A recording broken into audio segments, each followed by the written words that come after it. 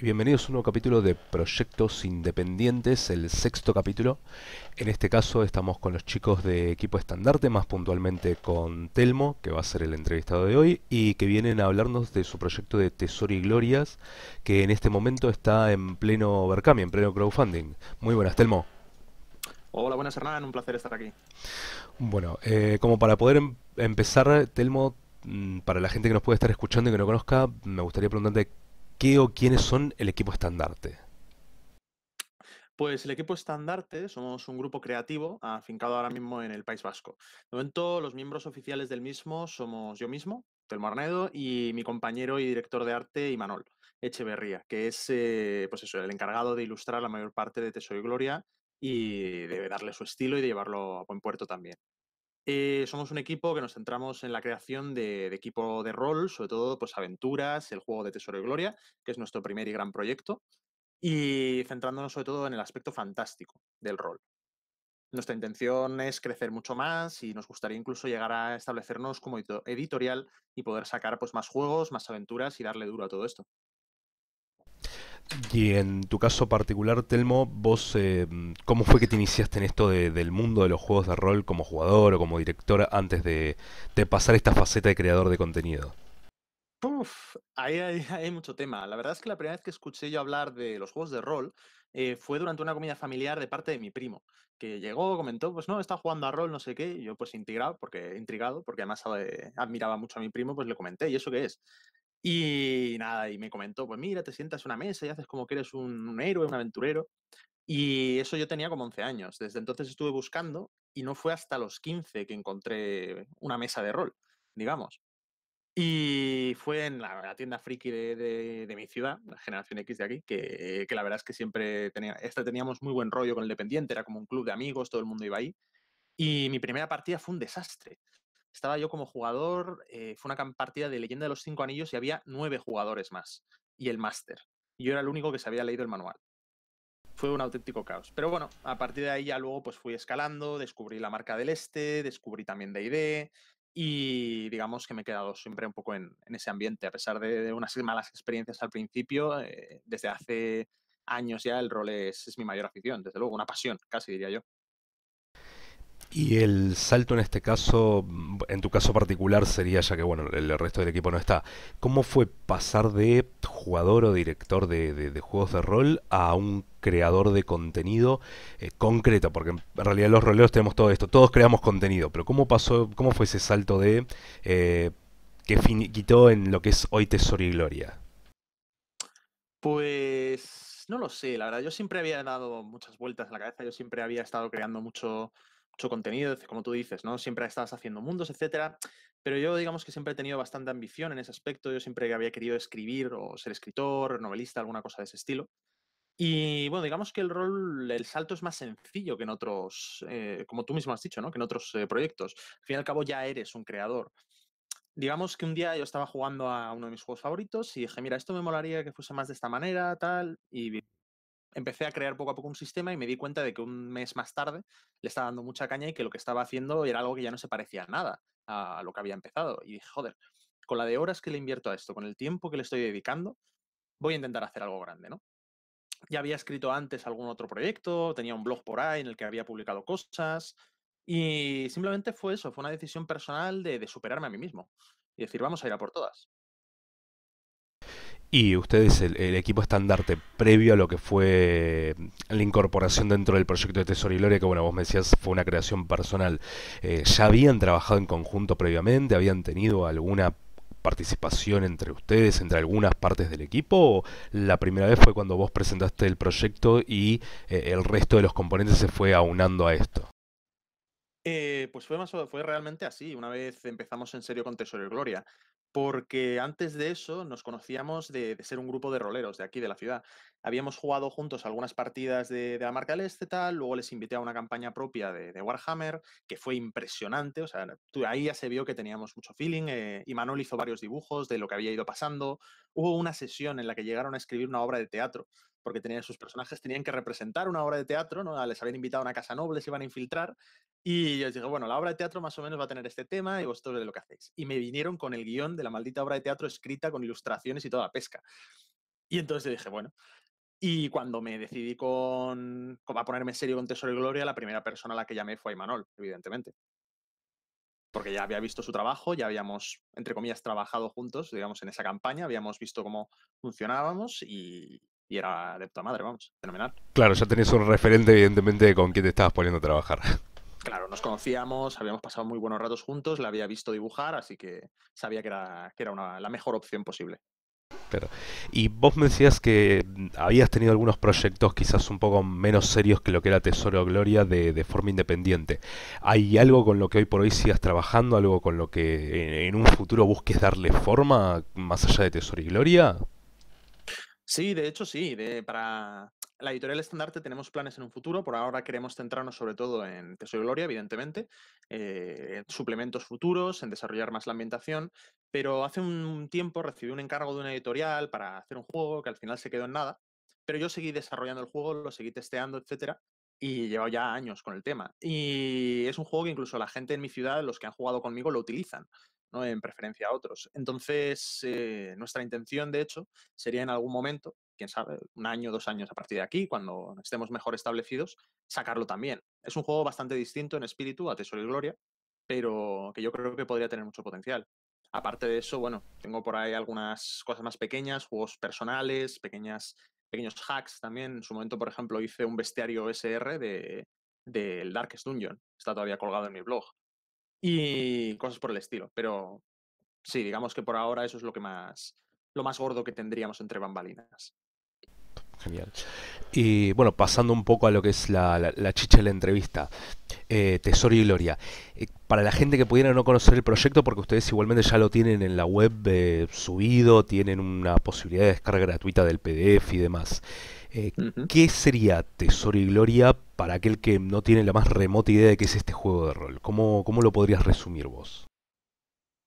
Tesoro y Gloria es un juego de rol que busca el auténtico espíritu de la aventura, que busca recrear el espíritu OSR, el espíritu de la vieja escuela, es en el cual lo importante no es el conflicto violento, sino el descubrimiento, la exploración, la maravilla y el uso del ingenio para la resolución de problemas de forma variada, que busca reproducir ese espíritu con mecánicas nuevas, ¿no? Emplea un sistema enteramente nuevo, que intenta ser ágil, que es mucho más, que intenta quitar de en medio todo aquello que pueda entorpecer el desarrollo de la acción, ¿no? Y aparte de eso, la ambientación bebe muy fuertemente de algo que siempre ha pasado muy desapercibido en las historias de fantasía, como es la mitología de España y particularmente del País Vasco, que es una mitología fascinante y que a pesar de todo, pues se ha visto poco de ella dentro de nuestras obras.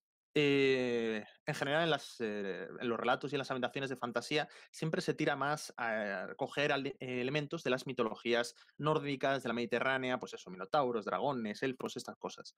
Y la que tenemos aquí como que siempre se ha dejado un poco de lado. Y Tesoro y Gloria busca reivindicar, ¿no?, también ese derecho de las mitologías nacionales, de la mitología patria, a tener su huequito dentro de nuestro imaginario. Con respecto a lo que vos me contás del sistema, ¿podrías resumirnos un poco de cómo encara esto, esta lavada de cara a lo que es el OSR? ¿Qué es lo que hace o qué es lo que busca hacer para no parecerse quizás a otros juegos OSRs? Tiene muchas cosas, hace bastantes. Para empezar, también está en el mero concepto de la clase del personaje, empezando ahí por lo más básico. La clase del personaje aquí, en lugar de limitar el personaje y, digamos, enfocarlo en un desarrollo del cual no va a poder variar, pues tú si eres guerrero, en la mayoría de los juegos OSR, a nivel 5 consigues un ataque extra, a nivel 6 consigues tal y cual. Aquí la clase lo que hace es alimentar los puntos fuertes del personaje, señalar en qué destaca, pero sin limitar su desarrollo. O sea, tú, por ejemplo, si te coges una clase que es guerrero, en combate vas a ser muy bueno, etcétera, te fortalece ese aspecto, pero no cierra la posibilidad de que tu personaje pues, pueda aprender magia, que pueda ser un ladrón, que pueda simplemente dedicarse también a rezar a una deidad, demás, y otras opciones, ¿no? Eso es algo que además me parece muy natural, porque los relatos de espada y brujería, en los relatos de fantásticos con los que hemos crecido, los personajes nunca son unidimensionales. Tú a Conan de Cimmeria, por poner el más grande de todos, no lo puedes colocar en un único ámbito, ¿no? Es verdad que es un guerrero, pero también es un bárbaro, también, digamos, es un montaraz porque sabe rastrear y demás. También es un ladrón durante una temporada de su vida, ¿no? Simplemente el limitar un personaje a una etiqueta era algo que me parecía limitado. Tuvo su momento, pero creo que era la ocasión en la que la vieja escuela, la OSR, también avanzase y abriese la mente a nuevas posibilidades y nuevas opciones de creación de personajes.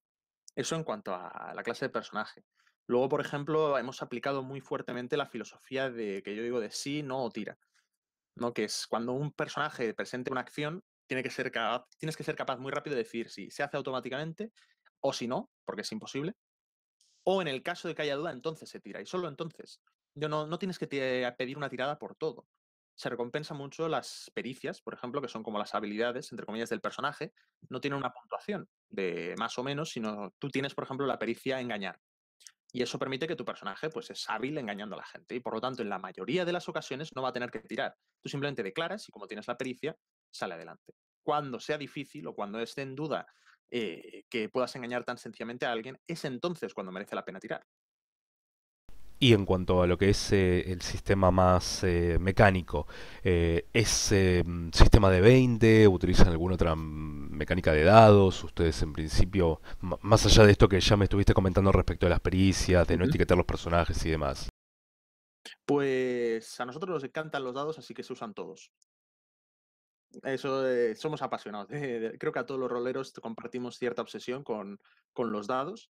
Diría que el que más se usa al final será el D20, probablemente, porque por cómo funcionan las tiradas de pericias, etcétera, que es tirar el D20 y sacar igual o menos que el atributo. Pero luego, pues para otras acciones, para conjurar, para atacar, etcétera, pues depende de la propia pericia del personaje, se utiliza un dado mayor o menor. Cuanto más hábil, más pequeño el dado. Y bueno, luego el daño de las armas, pues como os podéis imaginar, una daga son de 4, una espada son de 6, etcétera. Claro, difiere según el tipo de arma. Y vos un poco nos contabas que el proyecto había surgido, que vos viste que le dedicabas muchas horas y finalmente dijiste, bueno, a ver, va para algo serio.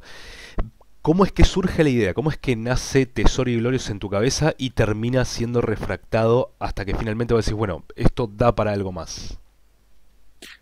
Pues empezó en una partida, de hecho, con uno de mis juegos favoritos. Estábamos también otra vez en esta tienda que te había comentado. Y estábamos jugando y tal, y me acuerdo en un momento dado que entraron en la típica mazmorra y estaban enfrentándose. De hecho, tuvieron que primero que llegar a la mazmorra. Y me fijé, joder, que las reglas, por ejemplo, de exploración, de moverse sobre el mapa del mundo salvaje, no el mapa de la mazmorra, sino uno grande, eran como muy vagas y que no tenían demasiada sustancia, ¿no? Que no daban oportunidad a juego. Que la mayoría de las veces simplemente decías, bueno, andáis durante tanto tiempo y llegáis. Y dije, joder, el viaje en estas novelas, en estos relatos, en El Señor de los Anillos, es un gran protagonista, ¿no? Eso ya me hizo pensar.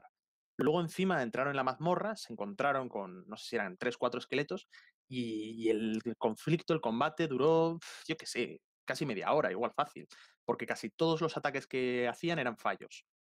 Y joder, yo también dije, también esto es verdad que al final da un poco de rabia, ¿no? Porque se alarga muchísimo por estas cosas. Digo yo que a un esqueleto será más fácil darle, o que en combate no puedes fallar tan a menudo. Y llegué a casa y entonces con esa idea en mente dije, ¿qué haría yo para hacer el combate más ágil, más peligroso, ¿no? Que dé una sensación más de urgencia. Y entonces empecé mecánica del dado de ataque y empecé a darle vueltas y tal. Y dije, ya, pero la verdad es que tampoco me convence porque tal y cual. Y empecé a construir. Y poco a poco se fue expandiendo todo el territorio, se fueron expandiendo las cánicas, entró también todo ese aspecto de exploración que he mencionado. ¿Cómo podría hacer unas reglas que fuesen sencillas, que fuesen atractivas para explorar el mundo, ¿no? Y nada, pues poco a poco me fui dando cuenta de eso, de que esto crecía y crecía y no paraba. Y que había muchísimo detrás. Y finalmente, ¿en qué momento cobra vida el proyecto? Es decir, ¿en qué momento vos Ay, decís, bueno, estamos, ya esto tiene la posibilidad de salir de mi cabeza o de mi cuaderno donde estoy escribiendo y lo puedo llegar a transportar? Esto se puede convertir en un juego hecho y derecho. Más allá de lo que era la típica mesa de amigos en la que uno siempre testea sí. quizás los juegos o lleva las ideas que tiene de mecánicas particulares para los juegos que se están jugando. Pues fue después de 3 partidas de testeo. La primera con gente que de aquí, que yo Ujú. conocía y tal, que además se hicieron todos un grupo de clérigos, pero cada uno era distinto. Uno era un clérigo ladrón, el otro era porque se puso pericias de robar y sigilo y así. El otro era como una especie de líder de guerra y el otro era un sanador. Se hicieron los tres la misma clase, pero lo jugaron muy distinto y vi que ahí había posibilidades. Bien. Después me mudé a Alemania y estuve ahí trabajando un tiempo, que es donde he hecho la mayor parte del trabajo de Tesoro y Gloria. Y claro, como no tenía mi grupo de amigos de toda la vida, lo que hice al final fue buscarme gente a jugar por internet. Y decidí también testear con este sistema, testear Tesoro y Gloria con gente pues, que no había jugado conmigo antes. Y tuvo muy buenos resultados, a la gente le gustaba. Me dio para corregir muchas cosas, porque evidentemente las primeras versiones pues, distaban bastante de lo que es ahora Tesoro y Gloria. Pero sí, a la gente le gustaba, lo jugaban, lo pillaba fácil. Y creo que fue eso, después de la tercera partida de testeo, que ya me dije, muy bien, esto parece que rula. Las 3 partidas han ido muy bien, aparte de algunas más que ya había jugado por ahí, así en plan solitario, con algún amigo de confianza. Y dije, pues vamos a ponernos serios, vamos a empezar aquí a convertirlo en algo grande. Pero eso, es que si no has visto antes cómo funciona sobre la mesa, es demasiado arriesgado. Decir simplemente, venga, vamos allá a lo loco. Más o menos cuánto tiempo te llevó el desarrollo desde que vos empezaste a escribir los primeros bosquejos al día de hoy que ya está en el crowdfunding el juego. Desde los primeros bosquejos hasta hoy, pues igual año y medio. O sea, un tiempo relativamente corto, pues quizás para lo que es hacer un juego, en definitiva. Sí, pero muchas de las ideas que estaban ahí ya las había probado en otros momentos, con otros juegos, con otras filosofías. La clase de personaje, por ejemplo, hice un hack que se llamaba las marcas yermas, que era una especie de mundo posapocalíptico, utilizando un sistema más o menos OSR. Y ya ahí, por ejemplo, las clases de personaje empecé a modificarlas mucho y tal, y hice lo de los talentos. Las reglas de exploración las he aplicado para muchos otros juegos, siempre con sus matices, etcétera. Ahora están más refinadas que nunca, pero ya más o menos iba viendo cómo funcionaban, gestión de puntos, etcétera, atravesar territorios. Entonces, digamos que había mucho trabajo que estaba ya hecho, pero descoordinado, desorganizado. Muchas cosas en las que yo ya había pensado, que había probado aquí y allá, pero que nunca me había animado a juntarlo todo en un solo juego. Y, Entonces, sí, digamos que Tesoro y Gloria en sí mismo, año y medio de escribir fácilmente, con horas y horas de testeo, porque hemos estado jugando todas las semanas, varias partidas a la semana además, también con ayuda del Patreon y demás, la gente del Patreon que me ayuda mucho también. Pero digamos que era una cosa que ya llevaba arrastrando de antes. Ideas sueltas que por fin empezaron a cobrar sentido con un marco que les daba coherencia. y ustedes en principio, bueno, lo que comentábamos antes, tienen el PDF hoy en día en la página que se de descarga gratuita y demás. Ujú. ¿Cómo sucede el salto de ese PDF a la edición física, a la posibilidad de considerar el crowdfunding como una opción? Y bueno, a posterior vos me decías que el grupo Estandarte se vuelve una editorial si es que ustedes lo ven viable a través de de este crowdfunding. La verdad es que la opción del crowdfunding siempre estuvo sobre la mesa, siempre lo estuvimos planteando.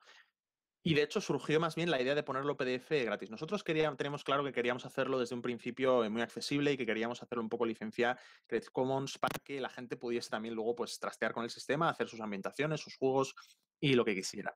Em, pero la cosa es eso, un día me acuerdo que estaba yo por internet y alguien me consultó por Twitter, no sé qué, oye, ¿y podría haber algo de este juego? Y yo, bueno, es que solo tengo los textos, etcétera. Y entonces se me ocurrió que podríamos maquetarlo, ¿no? Hacer una versión de prueba para enseñarle a la gente de cómo iba.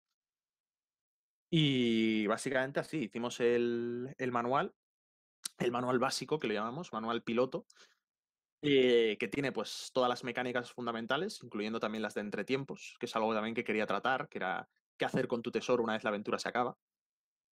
Y eso, y una vez lo teníamos, empezamos al principio que íbamos a hacer algo en plan súper pequeño, hablamos incluso de hacer en plan un pequeño folleto de 3 4 páginas y ya está, pero nos dimos cuenta de que teníamos mucho material y de que no nos importaba enseñárselo a la gente y que la gente lo jugase. Queríamos que la gente lo tuviese en las manos y que pudiese jugar y que empezase a montar sus aventuras.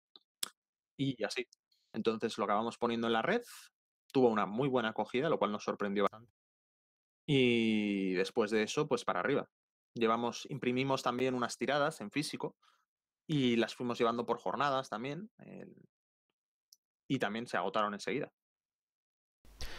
Y vos me decías, bueno, que el recibimiento en general, en principio cuando ustedes empezaron con lo del PDF y demás, fue bueno. ¿Qué, qué sucedió cuando ustedes presentaron el crowdfunding? ¿El recibimiento también fue positivo en ese sentido? Es decir, ustedes al día de hoy ven que el recibimiento de la gente es positivo, no ha habido mucho movimiento con respecto de eso. ¿Cómo ven el proyecto en este punto de la etapa de costeo por mecenas? Mm. El recibimiento del proyecto fue incluso mejor de lo que nos esperábamos, porque lo fundamos en 3 días. O sea, eso nos sorprendió bastante porque nos imaginamos que nos iba a costar un poco más. Al fin y al cabo éramos un grupo pequeño, habíamos salido un poco de la nada, tampoco llevábamos tanto tiempo y tal. Pero bueno, supongo que al final yo creo que lo de irme de jornadas marcó una diferencia importante. Conocí muchísima gente, muy buena gente, que también me ayudó mucho, me dieron consejos, también sirvió para refinar y para testear y mejorar aún más Tesoro y Gloria. Y eso, entonces se fundó muy rápido y ahora pues seguimos ahí, seguimos adelante, subiendo poco a poco y tenemos, bueno, hoy de hecho va a llegar una actualización importante, hoy lunes, importante al crowdfunding por la tarde y la verdad es que estamos bastante emocionados, todavía curiosos por ver a dónde va a llegar esto, cómo va a acabar, pero de momento bien. Y hay más gente que está jugando, que se está animando a montar sus propias partidas. Como tenemos las redes siempre abiertas, hay mucha gente que nos habla, que nos comenta, algunas fotos que nos mandan y tal. Eso nos hace muchísima ilusión, la verdad. Suponiendo que yo soy una persona, bueno, está escuchando la entrevista, está interesado en poder adquirir el Tesoro y Glorias. Vos, como su creador, ¿qué me dirías que destaca? Es decir, ¿por qué yo debería aportar en este caso a Tesoro y Gloria en esta situación? Qué me destacarías vos sobre quizás otros juegos OSR que están hoy en día en el mercado, que ya están publicados y que tal vez tienen ya un cierto cariz o una cierta tirada? Me dicen, bueno, este juego es de confianza, yo sí lo compro, ya sé con qué me voy a traer, pero en cambio si apunto a un crowdfunding, no sé en realidad con qué me voy a encontrar, en este caso con Tesoro y Gloria. Bueno, empezaría diciendo que es un juego de la vieja escuela que no es como ningún otro juego de la vieja escuela. La mayoría de los juegos OSR lo que hacen es utilizar el sistema, el BX, el primer D&D, ¿no? Y puede que algunos añadan sus propios toques, pero realmente no tienden a innovar tanto. Nosotros hemos creado un sistema enteramente nuevo que además explora más profundamente esos temas y que te da facilidad a tratarlos. Como he dicho, tenemos unas mecánicas de exploración muy bien desarrolladas, fáciles también de aprender, que convierten los viajes en algo más que simplemente andáis durante 3 días hasta que llegáis a tal sitio. Mecánicas de expediciones a gran escala, por si te quieres montar un equipo ahí larguísimo de, yo qué sé, 50 personas que van ahí a la jungla o en busca del Polo Norte.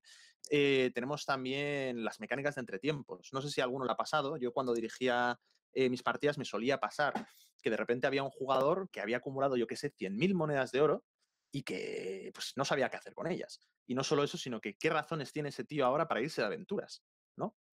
Pues nosotros, por ejemplo, hemos tratado ese tema con las mecánicas de con las mecánicas de entretiempos, que puedes tirar tu dinero, tu tesoro en juergas para conseguir más gloria, o puedes empezar a usarlo para entrenar y mejorar tus habilidades con la espada, o aprender a magia, o muchas opciones realmente. Luego también eso, para poder hacerte el personaje que quieras sin estar limitado por clases que constringen al propio personaje.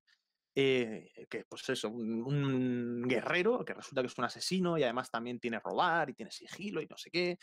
Luego también, pues por la propia ambientación. Como he dicho, es una ambientación que huye un poco de esos clichés, que presenta un mundo pagano, un mundo con una gran influencia del País Vasco, también con los nombres de sus dioses, la filosofía que subyace a todo ese mundo también, un mundo en el que no existe un gran señor oscuro amenazándolo todo desde las sombras, sino que realmente es un mundo caótico, salvaje, en el cual la naturaleza es muy grande, un mundo con armas de fuego, también en el que hay una dicotomía, ¿no? El desarrollo tecnológico y el desarrollo social no van de la mano, como suele pasar en la mayoría de nuestros mundos fantásticos, que suelen imitar periodos de nuestra propia historia, ¿no? Si decimos, es que es más o menos como en el siglo XVI.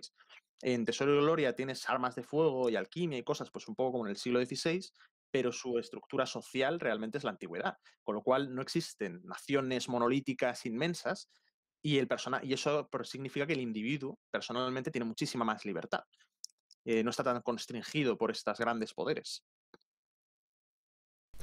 En cuanto a lo que es, esta hora que vos mencionás este tema de que hay un desarrollo de arma de fuego y demás, ¿el combate es el típico combate de SR que es bastante letal o el juego guarda un poco esa entereza y prefiere hacer algo un poco más moderno en la cual el personaje tiene más chances de una supervivencia para su desarrollo y su futura expedición en otras misiones?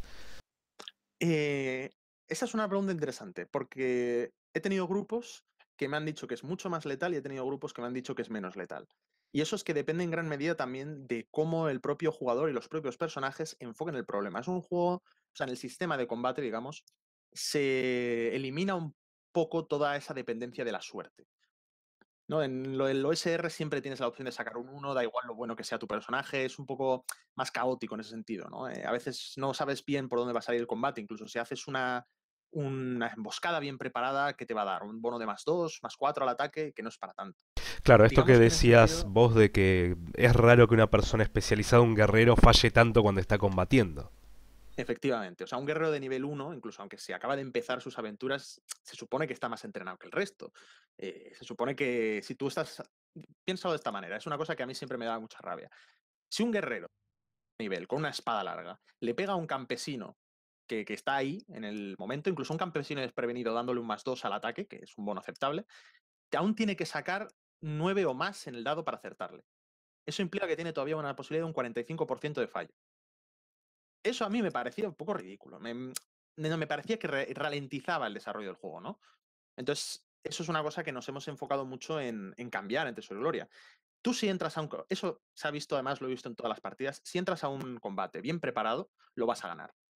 Si tienes una ventaja numérica importante, si los pillas desprevenidos, si has preparado trampas, si te lo has currado y has preparado, incluso si tienes algunas malas tiradas que pueden hacer que el combate vaya peor o mejor, generalmente vas a salir victorioso.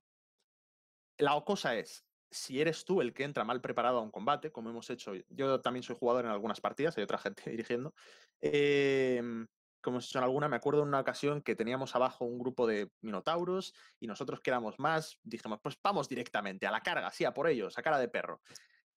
Terminó muy mal, pero muy, muy mal. Desastroso, casi morimos todos, al final huimos un puñado a duras penas, perdimos no sé cuántos aliados, fue terrible aquello. Pero eso, es un juego que recompensa la buena planificación. Entonces, ¿es letal? Sí. Un personaje, del 8 los críticos son mucho más habituales, dependen de cada arma. Cuando sacas el máximo resultado en un dado, este explota. Entonces, claro, las medias de daño suben bastante. Pero también implica eso, que si te preparas bien para el desafío, si haces un buen plan, te sientes mucho más recompensado. No dependes tanto de la suerte. Entonces, sí, es letal, pero siempre que lo sepas hacer bien. Claro, destaca el uso de la inteligencia por sobre la fuerza bruta en ese sentido. Si te vas a lanzar de cabeza contra los minotauros, como fue el caso de ustedes, probablemente termine mal, pero si planificas bien tu ataque, posiblemente no es solamente la ventaja mecánica que te dé, sino el hecho de que el juego te incentiva a una resolución positiva. Sí, que me parece que ha sido siempre el tema principal de la OSR, ¿no? El usar la cabeza antes que los dados. Queremos que el juego pues se enfoque sobre todo en eso y que lo recompense más. Sí, completamente. Yo que soy de jugar muchos R, estoy muy de acuerdo con esto que decís vos. Por lo general el tema de los dados suele, no sé si complicar, pero es como que desvaría o desbalancea ese proceso de si yo preparé todo esto y en circunstancias, entre comillas, normales, la situación debería virar a mi favor porque si el dado salió mal, esto tiene que terminar en una catástrofe en la cual termine media partida muerta.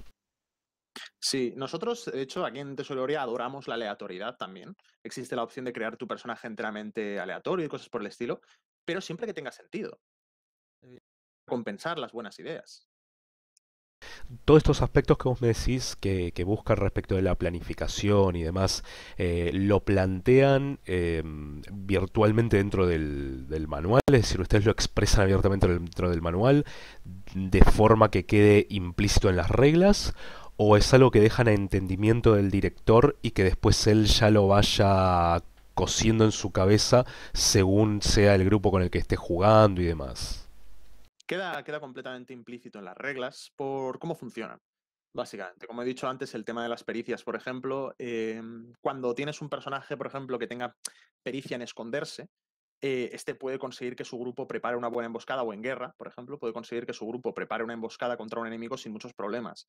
Si son enemigos que en principio no tienen una forma, no tienen algún tipo de detección superior, yo que sé, pues por ejemplo, si vas a emboscar a unos bandidos, que son simples bandidos, solo con esa pericia ya es bastante. Si los bandidos tienen perros, entonces igual hay que tirar para ver si sale bien o mal. Pero también tus probabilidades de éxito siempre están claras, porque dependen solo de tu característica. No hay modificadores a la tirada. Entonces, eso también le otorga mucha libertad al propio jugador, porque él mismo ya sabe más o menos qué probabilidades tiene. y evitas también que el máster en el último momento decida hacer cambios. Ay, pues no, había un +2 aquí, que no sé qué, me he olvidado. Que siempre es algo que a mí como jugador me ha parecido que me quitaba autoridad como personaje dentro del propio mundo. Entonces, lo dicho, tú te lo preparas, por cómo funcionan las reglas, se recompensa de esa manera.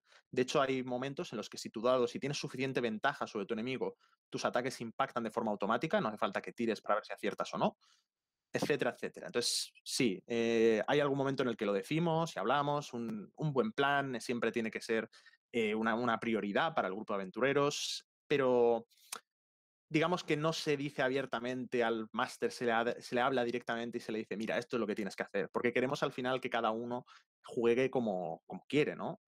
Cada uno encuentra su propio estilo de juego. Nosotros queremos usar las reglas para encaminar al máster hacia lo que nosotros consideramos que es un estilo de juego que satisface a todo el mundo y que añade emoción a la partida, pero no obligamos a nadie a ello. Con respecto a lo que son el tema de las partidas, existe la posibilidad, vi que hay algunas partidas en internet dando vuelta, ¿existe la Ujú. posibilidad de participar? ¿Tienen algún lugar donde ustedes están haciendo partidas, ya sea virtuales o físicas? Eh, tenemos nuestro pack de Tesoro y Gloria, en el cual estamos jugando, pues, ahora mismo una partida todas las semanas, prácticamente. Suceden además todas en el mismo territorio. El escenario de las tierras salvajes, que se explicará también en el propio manual. Y aquí tenemos ahora mismo como 4 grupos de aventureros distintos que están explorándolo, cada uno por su lado, pero todos en el mismo mundo. Entonces se van poniendo al día, se encuentran entre sí, lo que hacen unos afecta a otros, etcétera. Y lo dicho, cualquiera que se apunte al Patreon tiene la oportunidad de participar en dichas partidas. Al margen de eso, también por G Plus hay un máster, José Carlos K. Domínguez, que está dirigiendo en su propia ambientación usando las reglas de Tesoro y Gloria. Y también está todo el mundo invitado a unirse, cualquiera puede pasarse y apuntarse a las partidas. Eso que yo sepa ahora mismo yendo por internet. Y en el caso particular ya lo que es el crowdfunding y la posterior entrega y demás, la parte de envíos al exterior, que sería, bueno, el caso nuestro que estamos aquí en Latinoamérica, Ujú. ¿lo tienen previsto? ¿Va a haber algún inconveniente con respecto del envío? ¿A futuro ustedes tienen intenciones quizás de poder charlar con alguna tienda local en algún país y hacerle llegar una tirada? ¿La tirada va a ser chiquitita, puntualmente para los mecenas y quizás algunas más? ¿Cómo tienen pensado esa parte ya de la edición física? Hemos estado hablando, o sea, estuvimos hablando entre nosotros y llegamos a la conclusión de que si queremos enviar a Latinoamérica, o sea, eso nos parece una cosa muy importante y nos encantaría poder entrar dentro de la afición rolera de allí, pero que en el crowdfunding los particulares no podíamos enviarlos porque el presupuesto no nos daba. Al final era muy caro, era muy difícil. Pero si, por ejemplo, una tienda se pusiese en contacto con nosotros para coger una tirada, pues yo qué sé, de 10, de 20, una tienda, una distribuidora, y etcétera, pues sí que lo haríamos, eso lo decidimos. No solo eso, una vez pase el crowdfunding, nos gustaría poder hablar quizá con imprentas de allí, con tiendas de allí, para incluso hablar eso de hacer envíos. Ya un poco cerrando con esto, Telmo. eh, Planes que tienen para el futuro el grupo Estandarte. Vos ya me habías dicho la posibilidad de convertirse en una editorial y bueno, este otro juego que me comentabas Ujú. que, en vistas al futuro, en aras al futuro, según cómo termine Tesoro y Gloria, tenés ganas de sacar. ¿Qué otra cosa podrías comentarnos o qué podrías adelantarnos que en lo que ya estén trabajando ustedes como grupo o como futura editorial en todo caso? Nosotros ahora mismo, aparte del juego este que comentaba así de pasada, sobre el que todavía no dio mucho, está por ver.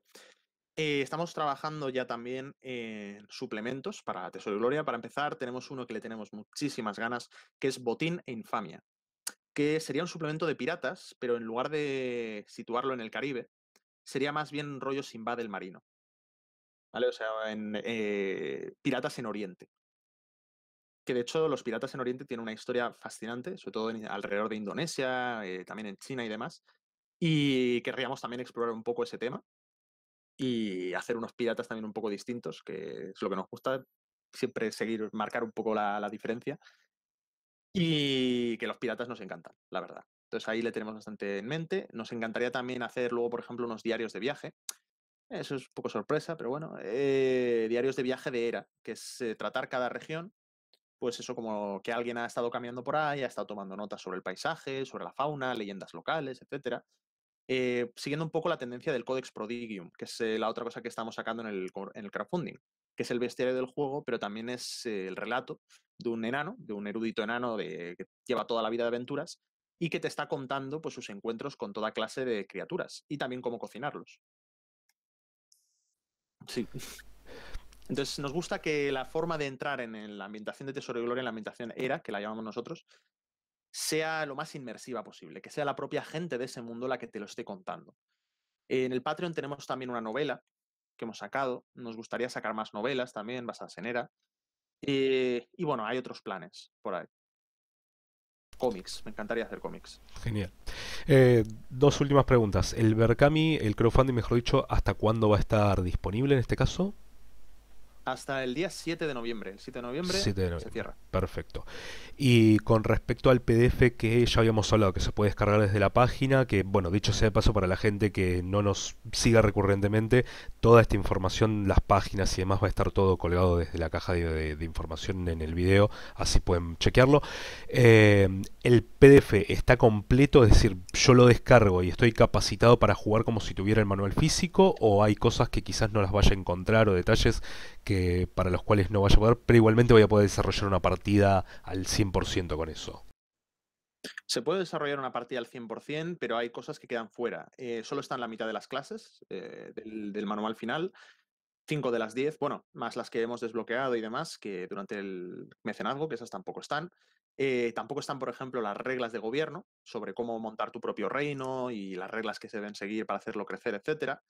No están las reglas de alta magia, faltan algunas cosas, pero lo que hay dentro es todo lo que necesitas para jugar una partida. O sea, tienes para crear un personaje, tienes todas las pericias, tienes los conjuros, tienes devoción, etcétera. O sea, de hecho, animo a la gente a que se lo descarguen, le eche un vistazo, porque el arte, además, que es que mayormente de Imanol, con algunas ilustraciones de Yagoba Lecuona, es impresionante.